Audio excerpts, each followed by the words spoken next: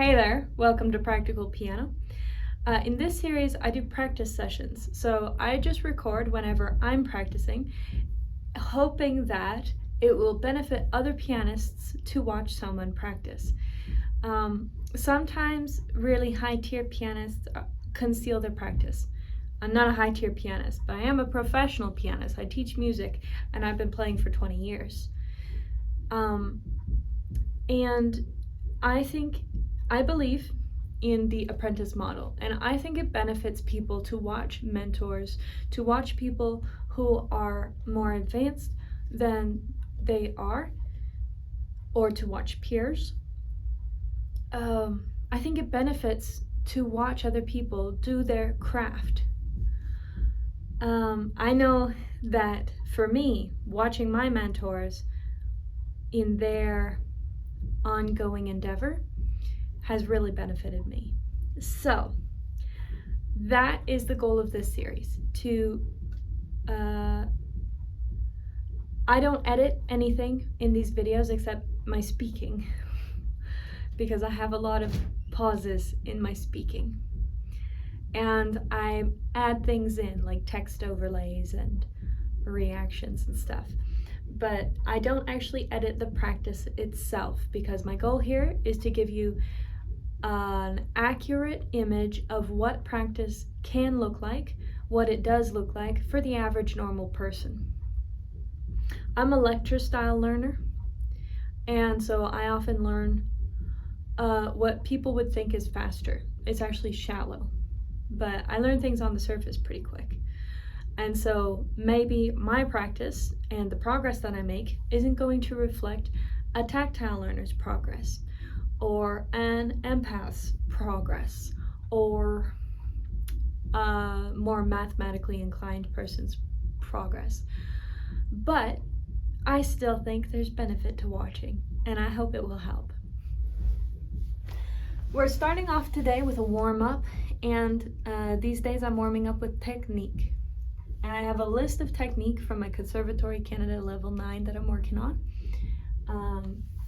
I'm aiming for this exam, but I don't have a time limit on it. What I'm gonna do is just prepare everything, and when I'm comfortable, then I'm gonna take the exam. I would recommend most people try and aim for like a year, or a year and a half, or 2 years prepping for an exam. But for me, in the season of life that I'm in, I don't know if I can take it this year. I don't know if I can take it next year, but we'll prepare, and as soon as it's ready, I'll take it. Now today, last video, I went over major scales. I went over all the major scales. Before that, I did the harmonic and melodic, and I've done my dominant and diminished. So the things that I haven't played much are arpeggios. And so I'm going to start off with some scales. My hands feel better after I play scales, and then a couple of chords, and then I'll move on and we'll focus on arpeggios. So scales, let's pick a major. Majors sound lovely. We're gonna do B major, and then we're gonna do D flat major, because they use all the black keys, and I have to watch out which white key do I use. So we're gonna start with B major. That's wrong. I need to use the E. I explained this in my other video, and I forgot it just now. I need to use the white keys in B major that hug toward the left. Okay. White keys. If I said black keys, that's wrong.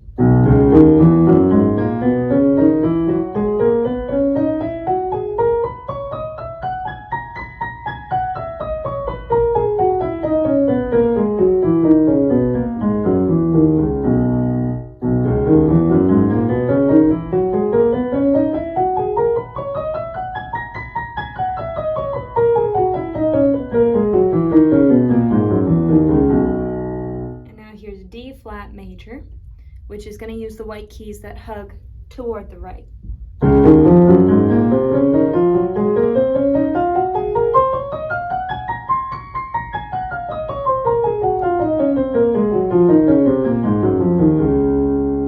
Very nice. We'll play that one again.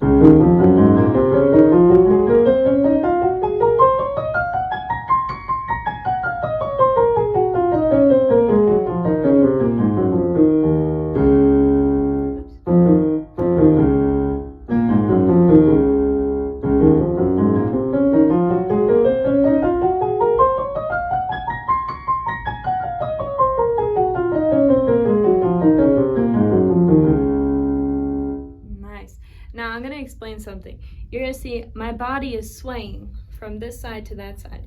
If I'm over here, I'm over here. If I'm on this side, I'm over here. You can move your torso to fit where your hands need to play. It's actually easier than being very stiff and trying to go all the way. If your body moves appropriately, it's going to be easier on everything. Okay, let's talk about posture for a minute. Pianists are known for this crunchy posture, this hunchback, and it's not very good for your back to sit like that. So whenever you remember, pull yourself up, sit straight, roll your shoulders back. Sit straight, staying straight with your shoulders back. What this kind of posture does is it sends your brain positive, confident signals. If you're in a hunched posture, this is a defensive posture, and it's like, I'm scared. I gotta protect my insides. They're delicate. Somebody's around, about to stab, and I gotta protect. So that's the kind of feedback this posture is giving to your brain. So as much as you can, sit straight, open up. This is a confident posture. That's why you always see superheroes in this pose. It's confident. It says, even if there is someone around who's about to injure me, I am confident and strong enough that I'm not worried about that. And of course, this is not conscious. This is what your brain naturally does. So when you're hunched, you're going to be more in your lizard brain, your protective mode, your anxiety, fight, flight, freeze, fawn mode. As you open up your brain, the back of your brain is going to relax. So you're less in your lizard brain. You're going to be more in your frontal cortex, or is it just your cortex? Anyways, it's this frontal area, and that's where you do your learning and your thinking. So when you're playing piano, you want this confident posture. It's also much better for your back. You're going to have a lot less back pain, and whenever you're properly aligned, that's going to be better for all your muscles in your whole body. So you're less likely to injure yourself anywhere when you're sitting properly.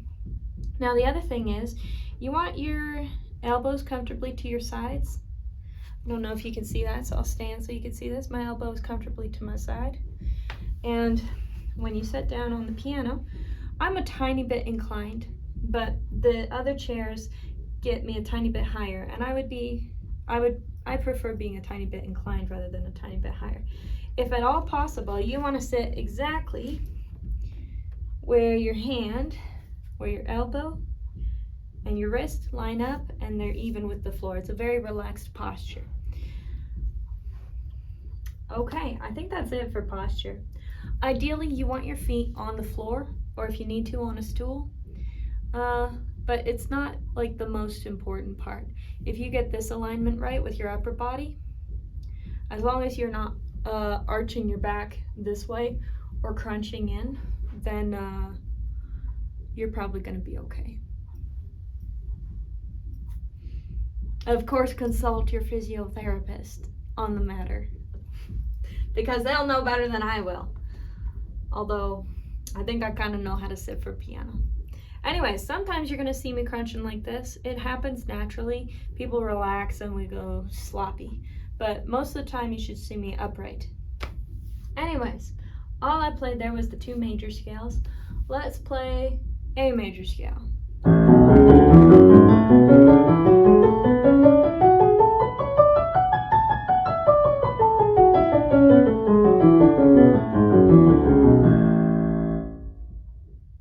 That's all right. Let's do G major scale.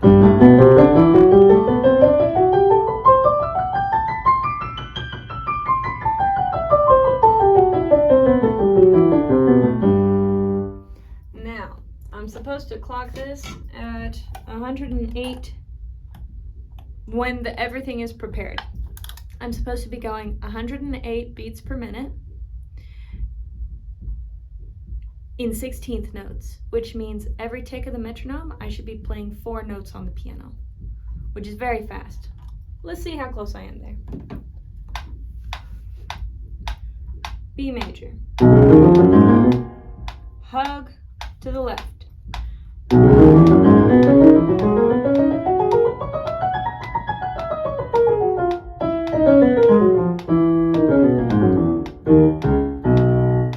Those white notes are tripping me up. We'll go again.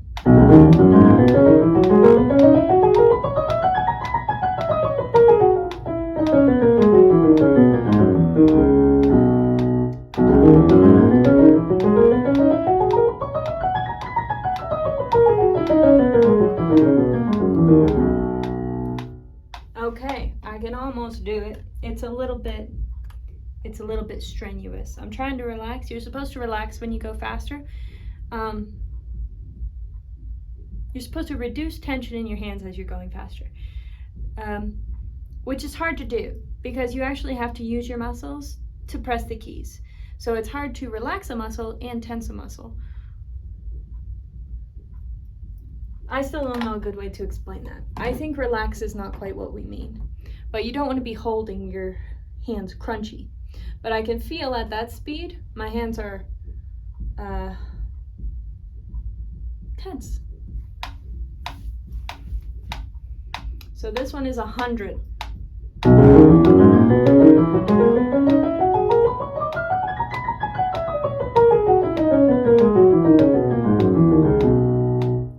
Is comfy. Let's do it again.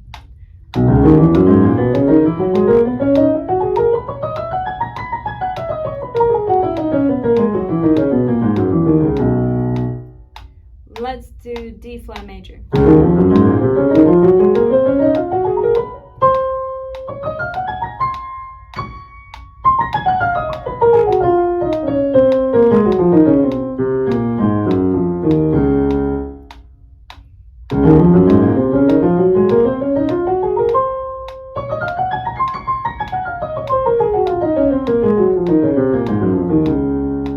Almost.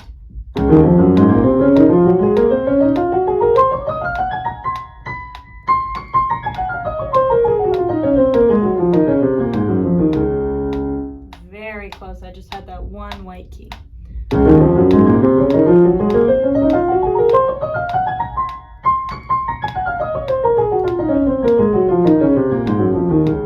My right hand crossover is not good.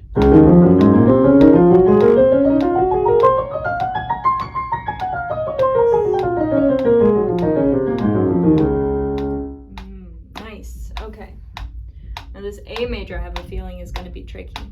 I don't know why.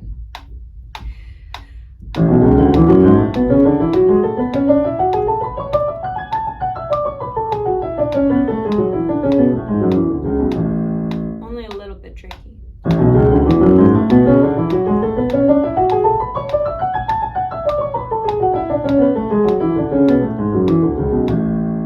Not bad. We'll do F major.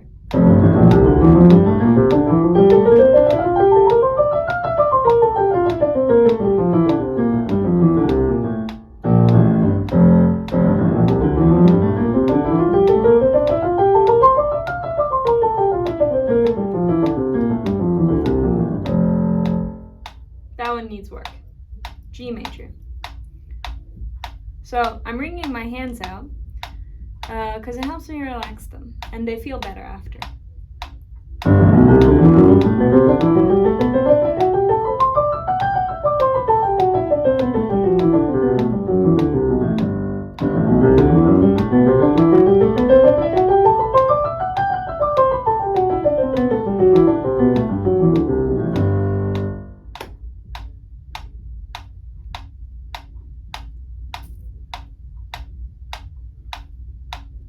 Ooh. Oh, this is probably from carrying. I carry bags a lot, so when I bent, I felt really tense through there. That's probably from carrying. Okay, that feels better. B major? We already did B major. I think that's quite enough of the majors. So the majors are comfy at, was that 100? Yes, 100. The majors are comfy at 100. Now, my minors are not going to be as comfy because of the harmonic and the melodic. Harmonic doesn't change, melodic does change. So I have to make sure those are in good order.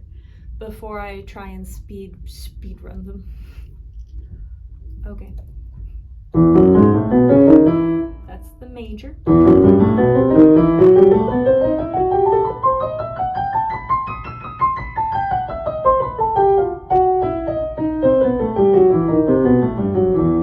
Okay, it's hard to pace yourself after you play fast. So I have to intentionally slow down now.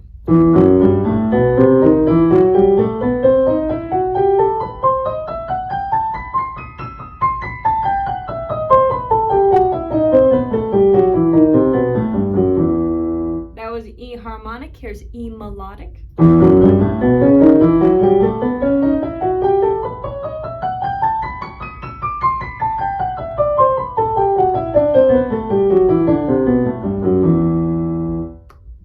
Let's do F sharp, harmonic. That's melodic.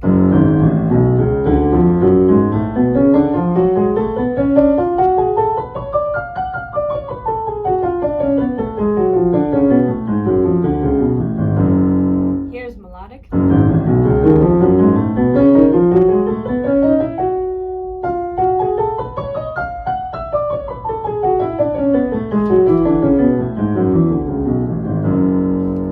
That I stopped and corrected, I had played an E instead of an F.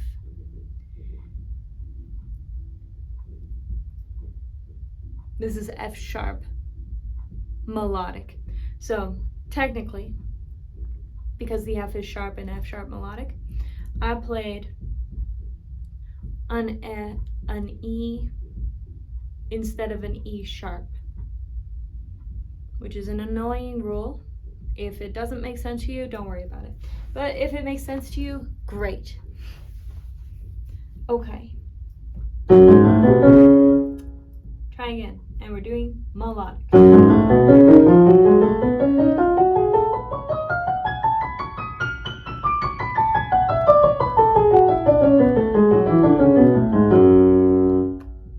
Okay. Now let's do G sharp minor. And we'll start with harmonic.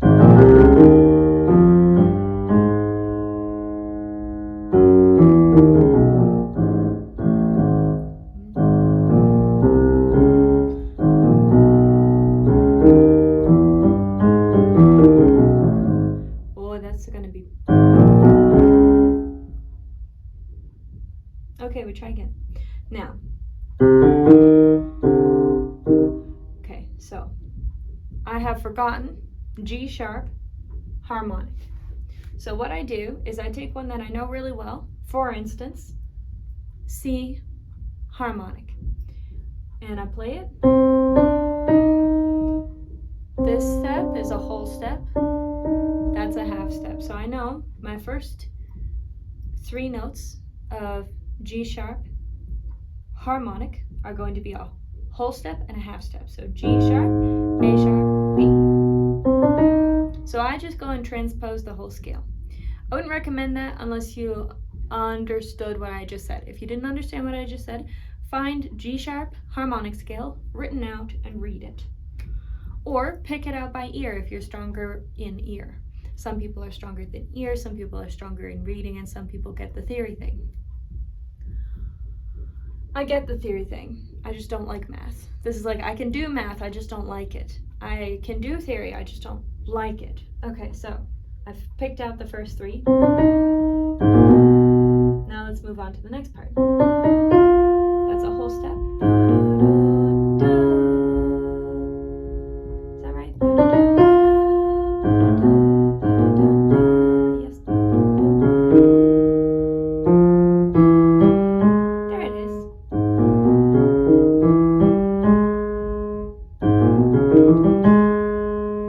The fingering for this one is strange too. It doesn't feel super comfy.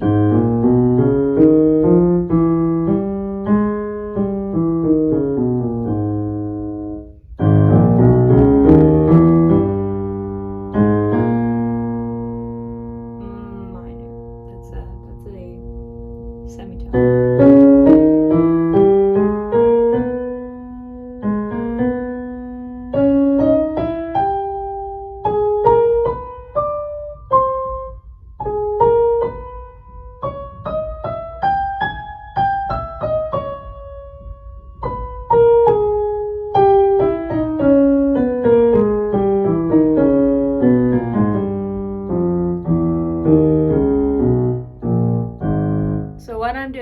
I'm trying to figure out what fingering am I using. And what it is in the left hand I'm going to use 3, cross over with 4, 3, 4, and my goal, when you have the option to put your thumbs on a white key, put your thumbs on a white key. So my goal here is always thumb on white key. And so if I do 3, I can cross over with 4 onto the black key. And I end with the 1 on a white key, which sets me up to put a 3 on the black key. Now, in the right hand, I start off on 2, so I can tuck my 1 to go to a white key. I need to tuck again here because I'm going to have 2 white keys and then 2 black keys. I need a 3 and a 4 for the black keys.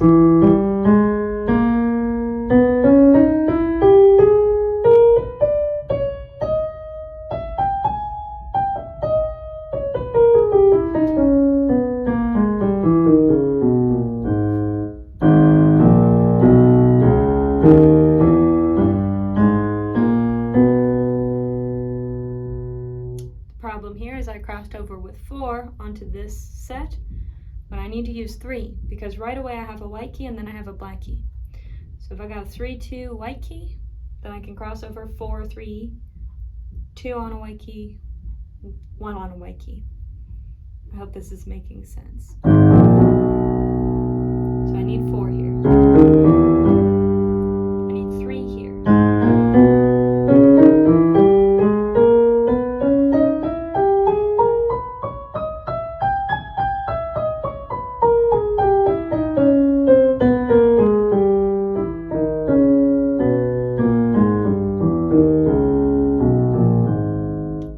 Fingering got messed up.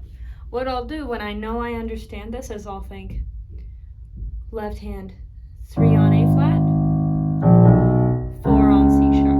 Or I might just think 4 on C sharp for the left hand because I need to know which finger I cross with. That's the problem. So when you're struggling with your scales, identify the problem and then try and solve it. The problem is I'm crossing with the wrong finger. So I need to teach myself what is the right finger to cross with at what time. Now, let's go again.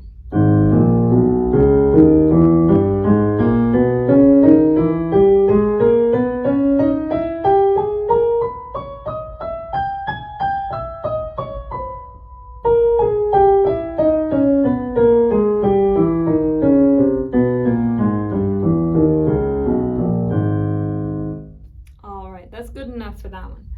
We'll keep practicing that on and off. Now, there is only so much progress you can make in a day on one thing or another. So I'm not going to keep drilling away at this G sharp minor scale because I already identified the problem and I did a couple times fixing the problem. And my brain has actually got to settle that information into itself. So you don't learn everything right away. Your brain has to sort the information.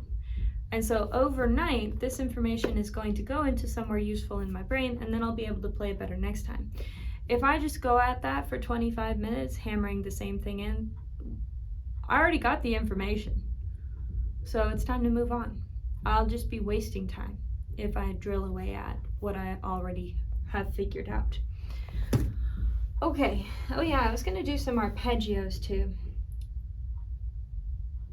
I don't like arpeggios very much.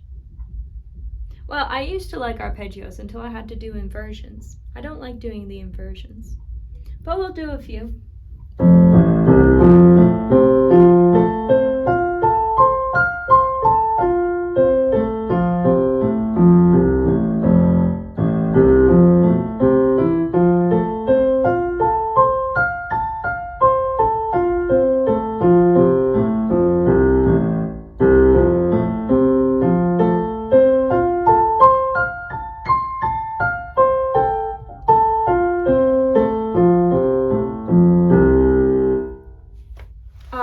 Explain to you.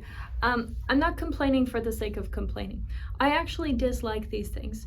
And what I'm hoping is by sharing how I actually feel about something, you know, as you go through piano, you're going to play things that you just don't enjoy. And To meet your goals, you're going to have to do things that you just don't enjoy. To pass the Level 9 Conservatory Canada exam, I must play arpeggios with inversions, and I must play them well. And because it's important to me to pass the exam, I'm going to play them even though I don't like them. Maybe I'll grow to like them, maybe I won't, but I accept myself for who I am. I dislike them. And it's okay for you to dislike parts of the journey that gets you to the place that you want to be. Because some things in life are dislikable, but necessary, like taxes. There's the Frank Sinatra song, It's Raining Pennies from Heaven. And in one of the lines he says, if you want the things you love, you've got to have showers. And that's how it is. The goal that I want to achieve here, this Level 9 Conservatory Canada, I have to do the things that are unpleasant to accompany them. The best things that happened to me in my life, the best things that I've gotten out of life would never have happened if I didn't have the struggle and the negative parts that came along with them. You can't have just the sunshine, you have to have the showers. So accept when things are unpleasant. And there's nothing wrong with you for disliking things. For instance, diminished seventh. Whoops. One of the nastiest sounds that you'll ever hear, aside maybe from this. Cluster chords, also nasty. But you're gonna have to play them at some point. The purpose of the nasty sounds drives you towards the nicer ones. Because when you hear that in a song, it's eventually going to get around to something more pleasant. Anyways, accept when you dislike things. There's nothing wrong with you. It's perfectly normal. So that's what, I'm not complaining for the sake of complaining, and I'm not trying to be a Debbie Downer. I'm just being honest, I don't like those parts, but I'll play them anyway. Okay, we're gonna do some Rhondo Alla Turca.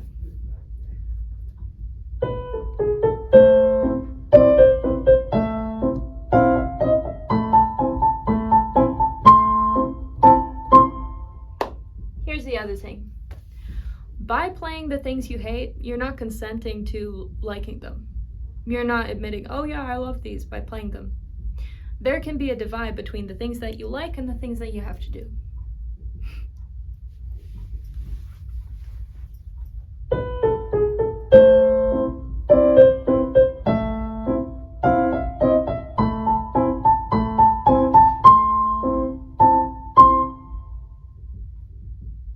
Let me finish that thought so it doesn't go anywhere weird.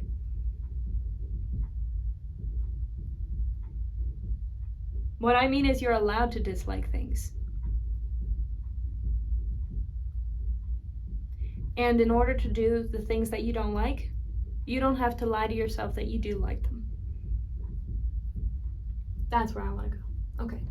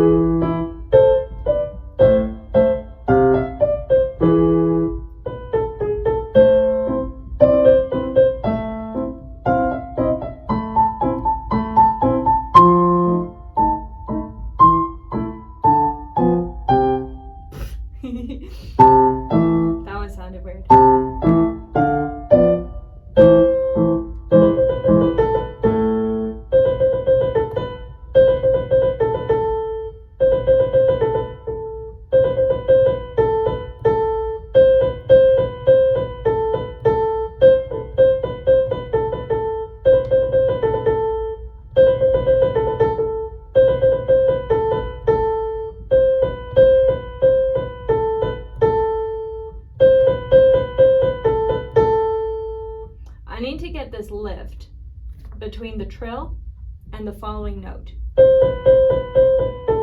Lift, press, so that they sound like two different things, and it's a very nice clean sound. Okay. It sounds very final. Whereas if I don't get the lift, whoops.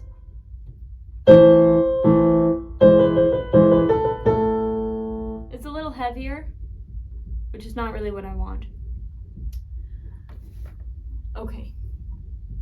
I'm gonna play this part again.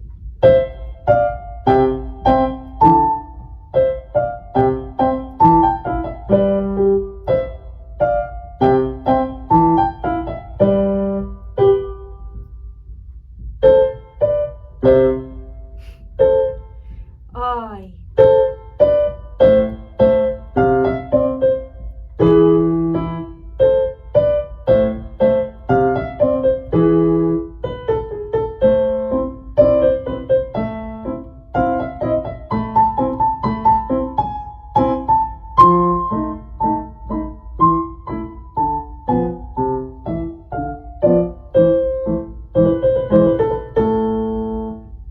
Nice.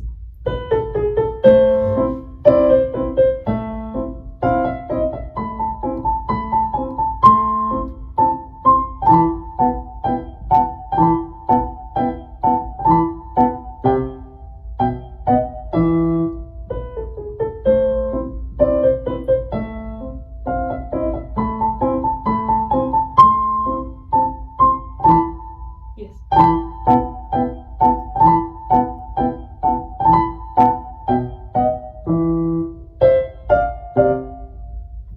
Wow. Okay, C, E, G.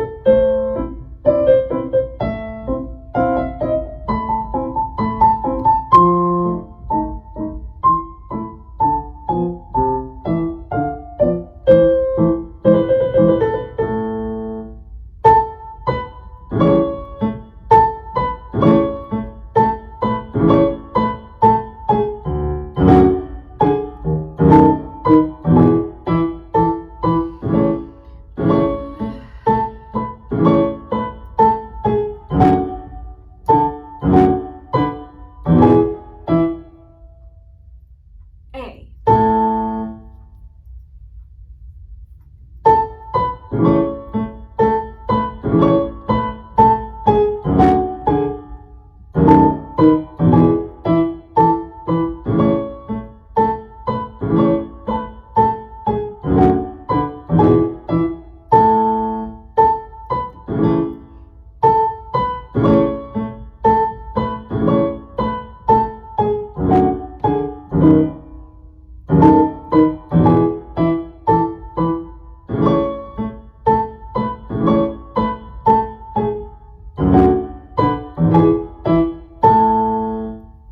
I'm going to give some cautions about stretching the hands.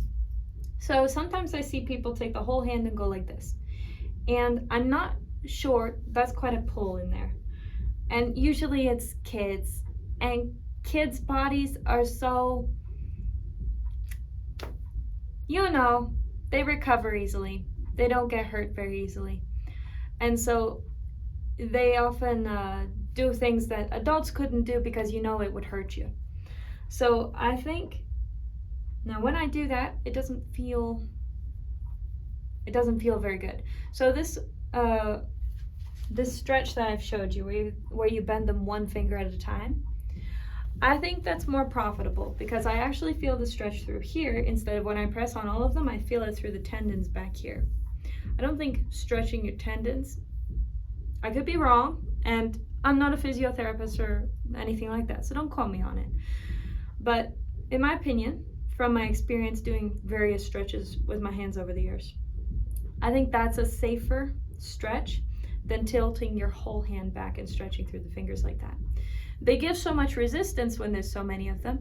I think it probably pulls some of them in ways that they shouldn't, because some of your fingers are weaker than others. Now also, earlier when I did this, I think this is an okay stretch to do, because you're going as far as your body will move. I think I've done yoga in the past, and there's been a couple stretches that I tried that after a couple weeks of practicing them, my hands and my wrists and arms hurt. So I'm going to caution you against them. Always go by how your body feels and your own common sense. So don't take this as advice, absolutely do it because Tia said to do it. No, but I'll tell you my experience. So there's a yoga pose that you do on the floor, and you press one hand on top of the other like this, and you stretch back through your hand. And you do it the other way as well, and you stretch back through your hand. And like I said, these do not feel good to me after I practice them for a week or two. Not every day, but frequently enough.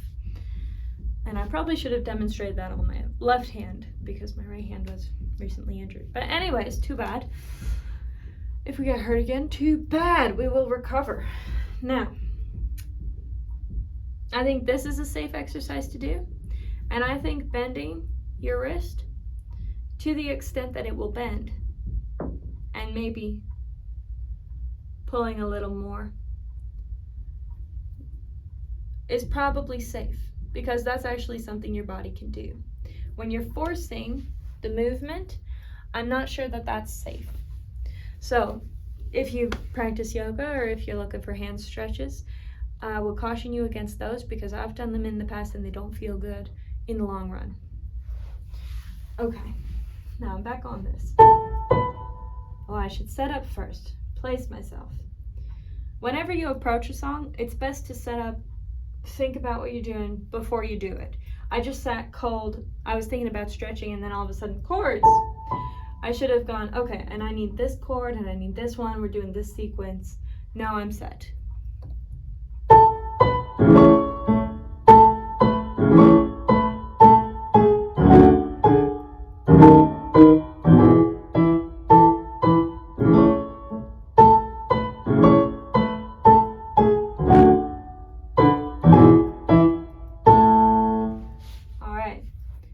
Feeling easier and better than they did a few weeks ago.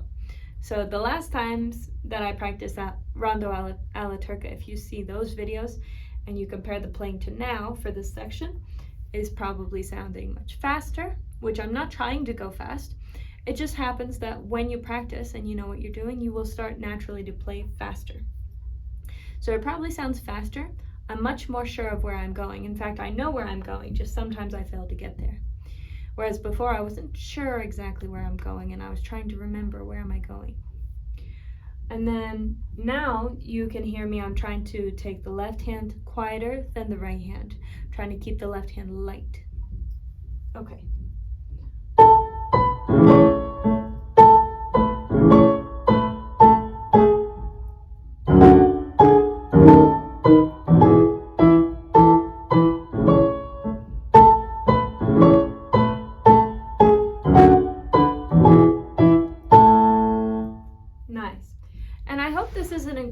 To you, because you can see I've filmed all of my practices except the one that was lost because I forgot to hit record, but we're not missing any practices since I started the practice series, so you can see how sporadically I've practiced, and that's the nature of my schedule right now. I can only practice so much, and I hope that while you're viewing these sessions you're able to see the progress. And I hope that it's an encouragement to you, because even if you only use the little bit of time that you have, you're going to still make progress, which is awesome news for beginners and awesome news for busy people who have schedules, normal people with many responsibilities, people with families. I'm gonna cut that out because I had a big pause there. I hope this is an encouragement to you so that you can use even the little bit of time that you have. It's worth putting into piano, because you can see the progress. It's good. I haven't made a ton of progress, but I've made a significant amount. I can play this much better than before. Now, there's going to be some people who are like, yeah, but you should practice more. Absolutely. You should always practice more. Just like you should always work out more. You should always sleep more. You should always take care of your body more. You should always spend more time with your family. You should always work more. There's all these things that we should do more. And we have to prioritize what we're going to do. Now, if you're a concert pianist, of course you will be practicing more. If you're Lang Lang, if you have that kind of talent, I would say work your job enough to survive and then use everything else to practice, because you're going to make it on your talent. But mostly I teach normal people, and we don't make it on talent. We make it on hard work over a long period of time, over investing in ourselves. And make it means different things to different people. A lot of people approach piano as a hobby, which is wonderful. It's excellent for your brain development, helps you with your coordination, helps you think, makes you smarter. And it feels good to accomplish things, so it makes you more confident, because confidence comes out of what you actually are competent in. And so when you become competent in an area, no matter what it is, could be music, when you become competent, you will be a more confident person. So it's a wonderful thing as a hobby. And a lot of people are like, I want to learn it as a hobby because I've always wanted to learn, and I'm never going to perform. Don't you even ask me to perform. Cool. Good for you. You know what you want. You know where your priorities are. And if it's a hobby, you will prioritize it as a hobby, and that's okay. It's okay to prioritize things like that. Because you know what's most important to you. And that's actually important. Anybody can point and go, yeah, well, you should practice piano more. Yeah, well, you have your own priorities. You have an idea of what you want out of life. And it's your responsibility to get you there. I'm not practicing very much right now because I have many other priorities that come before piano. And I can practice at this rate and still reach my goal because I don't have a time limit in mind. So that's that for practicing. Okay. So I hope this is encouraging. Even if you take the little bit of time you have and you practice, you're going to see progress. So, especially if you're doing it as a hobby, it's going to pan out. Give it 15 minutes a day, give it half an hour a day, give it half an hour 2 or 3 times a week. You will still make progress. It's okay.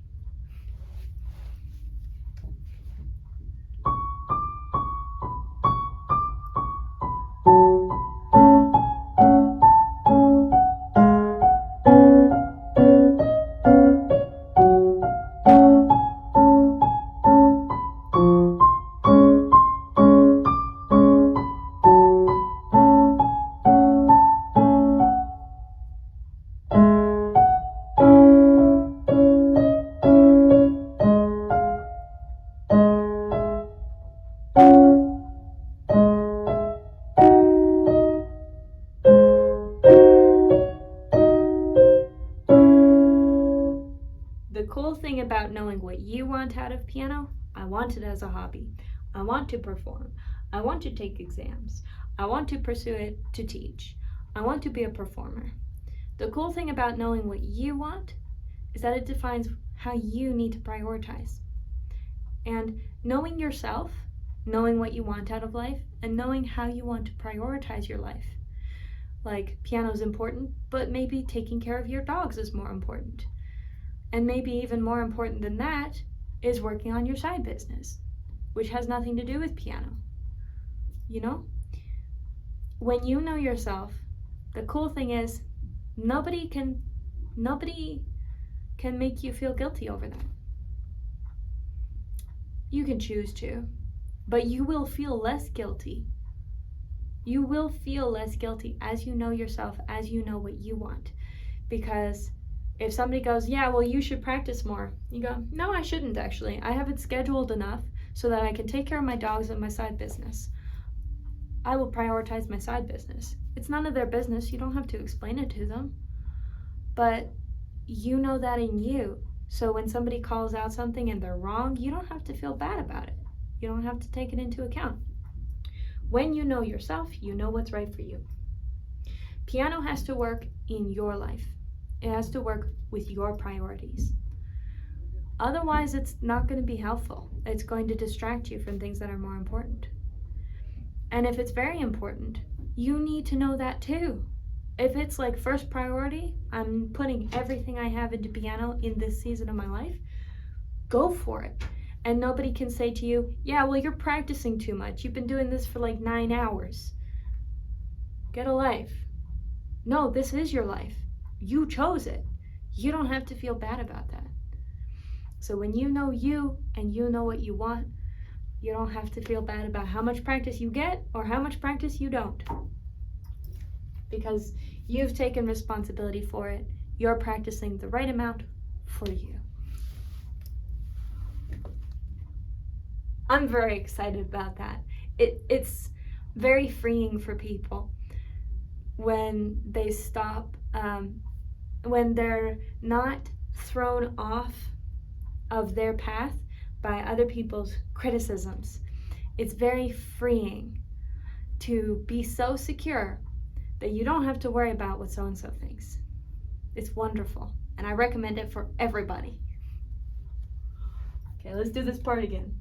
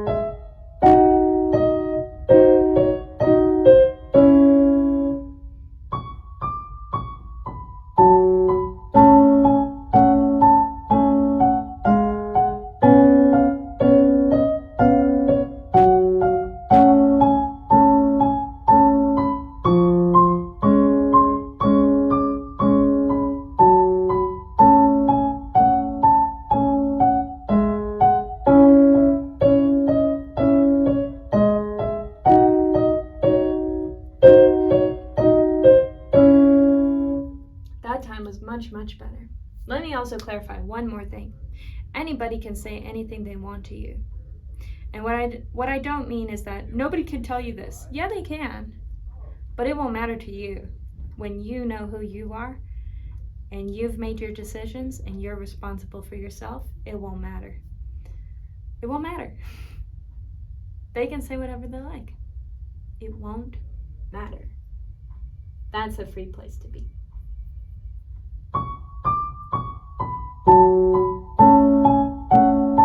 And you can't fake it. When someone's feedback matters to you, you will know.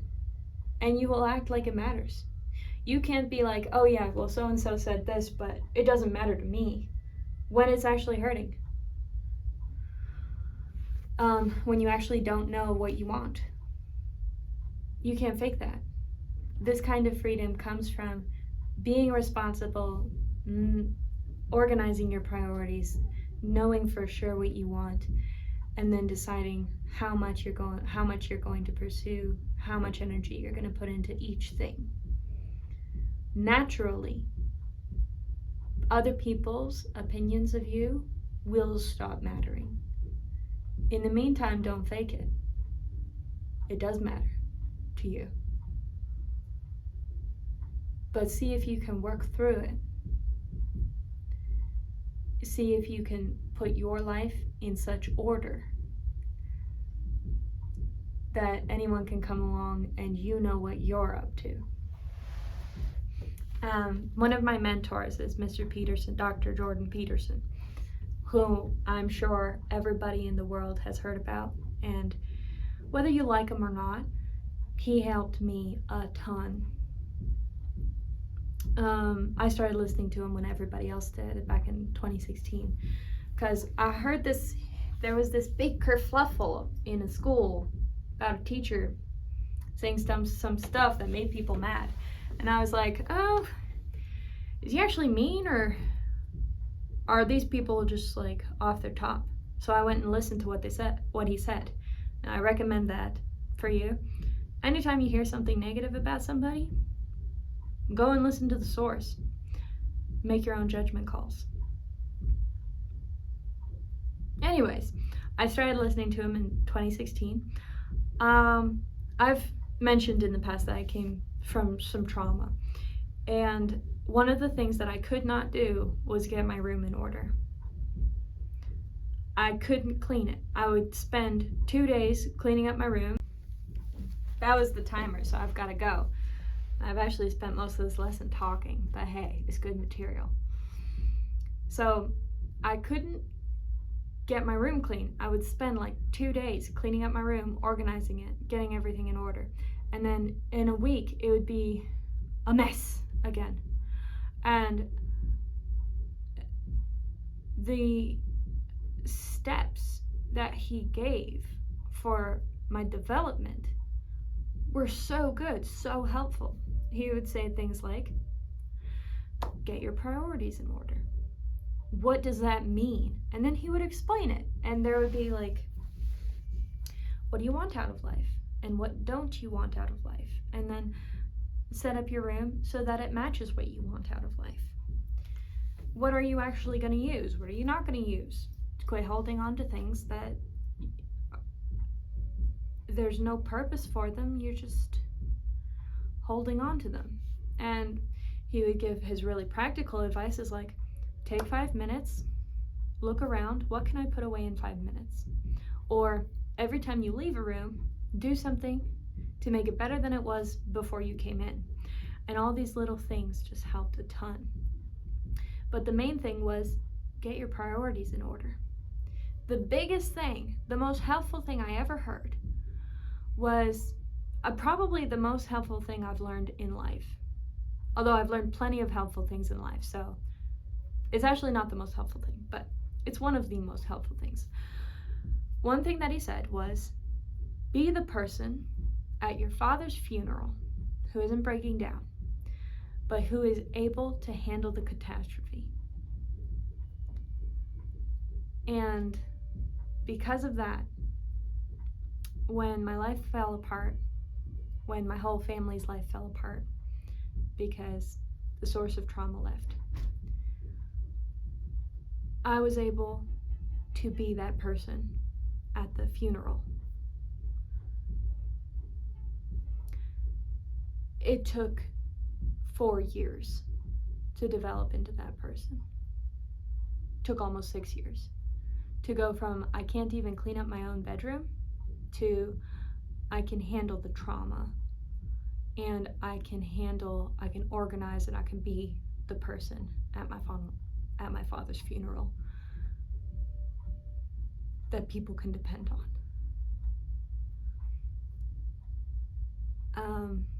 It's hard to be that person. But what it does is it will help you. You apply this to piano, you apply it to any part of your life. When you know what you want, you can work toward it. It makes you a strong person. And because you know what's important, nobody can throw you off that track. They can try, but you won't let it happen. It's not going to happen. All right, now I've really got to go.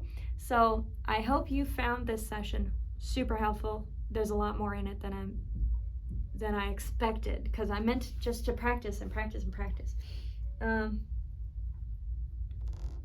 If you like this video, please like it. If you want more content similar, subscribe. And if you know anybody that would find this useful or entertaining, educational, please share it with them. If you have any feedback, leave it in the comments. I hope you have a wonderful practice. Get your priorities in order. Piano has to work in your life. So where does it fit? in your life. Have a lovely practice.